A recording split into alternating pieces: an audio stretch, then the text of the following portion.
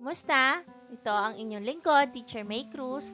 Muli nating babalikan ang ikalawang bahagi ng kahulugan ng salitang batay sa istruktura at ang aspekto ng pandiwa.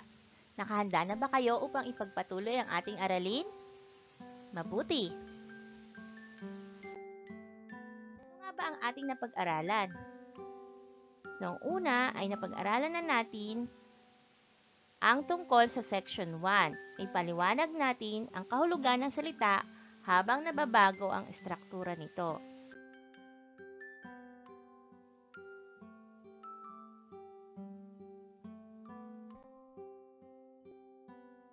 Nagawa ninyo ang subukin natin at ang pagsasanay sa ating balikan. At syempre, nagawa ninyo na rin ang ating huling pagsasanay sa bahaging tuklasin. Siguro naman ay marami na kayong naunawaan tungkol sa ating tatalakayin. Ngayon naman ay dumako tayo sa bahagi kung saan babasahin natin ang kasunod na tekstong nagsasalaysay. Handa na ba kayo? Narito ang ating tekstong lunsaran. Samahan ninyo ako habang minabasa ko ang ating aralin. Kapag naisahan ako ng aking Diyos, ni Raquel E. Sison Buban. Madalas kong kontrolin ang mga bagay-bagay at pangyayari sa buhay ko dahil ayokong pumalpak. Kasi takot akong mawala at mawalan. Takot akong mawala sa sirkulasyon ng dati nang nakagawiang ritmo ng buhay. Kaya gusto kong kontrolado ko ang lahat ng bagay sa aking buhay. Madalas ko ring makita ang sarili kong walang kontrol. Lalo na kapag ginagawa ko ang isang bagay na gustong-gusto kong gawin o mga bagay na gustong-gusto kong mapasa akin, maging material man o hindi. Bunga ng mga ito, madalas mangyari sa akin ang labis kong kinatatakutan, ang pumalpak, ang mawala at mawalan. Madalas matuklasan na ang mga pakana at may kagagawan ng lahat ng ito sa aking buhay ay ang aking Diyos. Sa likod ng lahat ng mga pangyayaring ito sa aking buhay, ang aking Diyos ang siyang nanggugulo sa akin, sukat masira ang lahat ng plano ko sa buhay. Sa tuwing ako'y madidismaya sa kapalpakan ng isang plano, madalas kong maisip na, naisahan na naman ako ng aking Diyos. Madalas, hinahanap ko sa aking sarili ang dahilan kung bakit sa kabila ng katotohanan ito, hindi pa rin ako matututo. Plano pa rin ang plano kahit alam ko namang malaki ang posibilidad na hindi naman ito matutuloy dahil guguluhin na naman ito ng aking Diyos. Pilit ko pa rin kinokontrol ang mga bagay kahit alam kong hindi ito nakatutulong sa akin.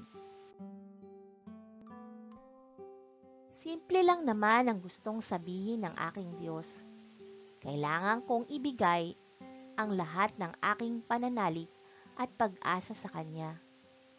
Kailangan hayaan ko ang Kanyang kamay na siyang magplano para sa akin. Kailangang ipaubaya ko sa Kanya ang plano dahil ang totoo, siya ang pinakamahusay na arkitekto ng buhay. Simple, pero mahirap gawin.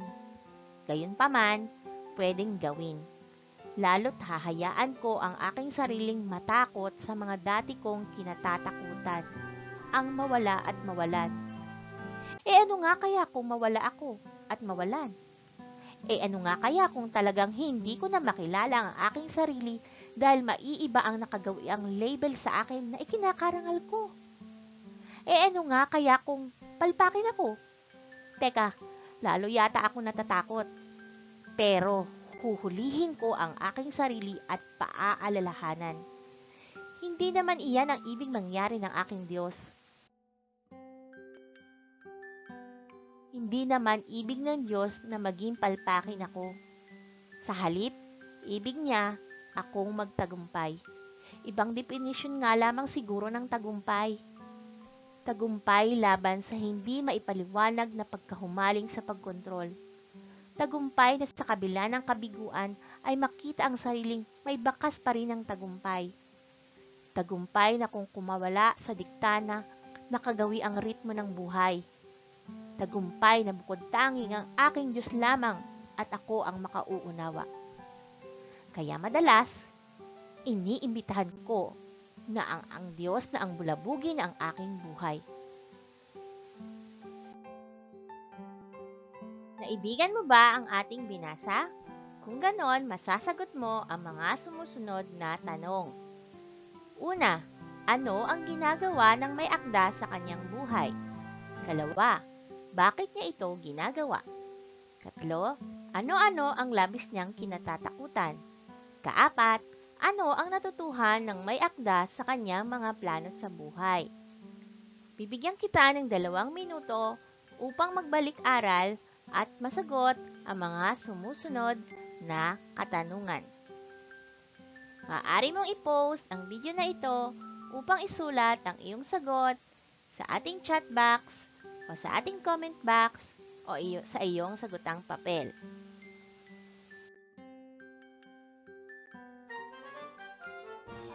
Ngayon naman ay maaari mong gawin ang uminom ng tubig o pumunta sa inyong palikuran upang gawin ang mga pansariling pangangailangan.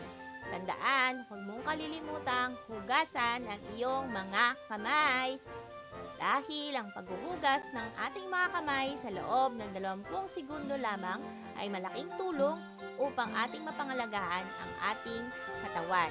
Sa pamamagitan nito, magiging malinis tayo at makakaiwas sa anumang uri ng sakit. 20 segundo ay napakahalagang gawain o dapat ikilos ng isang mamamayan, mapabata man yan o matanda, sapagkat ito ay kinakailangan natin lalo na sa panahon ngayon. Kung wala namang tubig, ay maaari mong lagyan ng alkohol at punasan ng malinis na pamunas tulad ng bimpo, tuwalya o kaya ay panyo ang iyong mga kamay. Tandaan, maging maingat sa ating mga kilos at galaw sapagkat ito ang susi para sa ating kalusugan.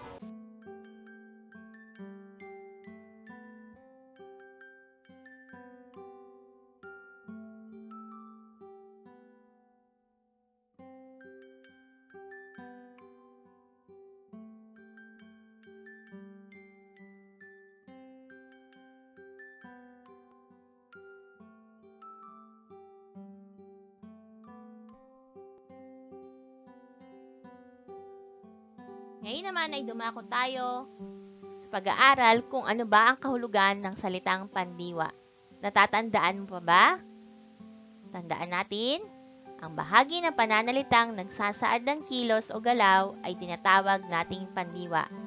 Ito ay nabubuo mula sa salitang ugat at mga panlapi. Narito ang mga halimbawa ng mga panlapi. Maaaring ito ay unlapi, gitlapi, o di kaya naman ay hulapi. Tingnan natin ang halimbawa. Ano kaya ang ginagawa ng babae sa ating video? Umisip ka ng salitang pandiwa na maiuugnay natin sa kanyang ginagawa o ikinikilos. Tandaan mo, lalapatan natin ito ng mga panlapi. Maaaring unlapi, gitlapi, at hulapi. Naisip mo ba ang salitang hugas? Akma ito sa kanyang ginagawa. Ngayon ay bibigyan kita ng pagkakataon at kaunting panahon upang isulat sa ating chat box, comment box, o di kaya ay sa sagutang papel na mga salitang bubuo sa mga salitang pandiwa kaugnay ng salitang hugas.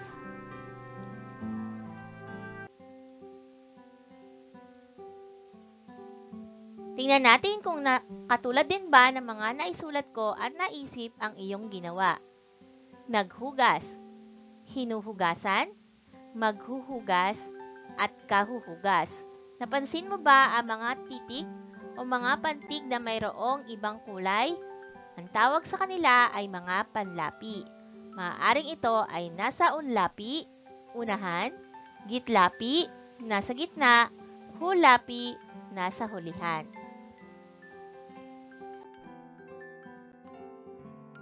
Napakahusay ng ginawa mo. Ngayon naman ay handang-handa ka na para pumunta sa ating Section 2. Makikilala mo ang mga pandiwang na sa panagaanong patrol mula sa tekstong. Ngayon naman ay pansinin natin ang mga salitang nakasalungguhit sa tekstong ating binasa. Pumapalpak, nanggugulo, hinahanap, kinokontrol, pananalig, kinatatakutan, mawalan, huhulihin, paalalahanan, iniimbitahan, bulabugin. Ang mga salitang ito ay pandiwang nasa panagaanong patrol. Kadalasan ay ginagamit ang mga panagaanong patrol upang maging mabisa ang paglalahad ng mga impormasyon. Abangan ang susunod, hindi pa tayo tapos.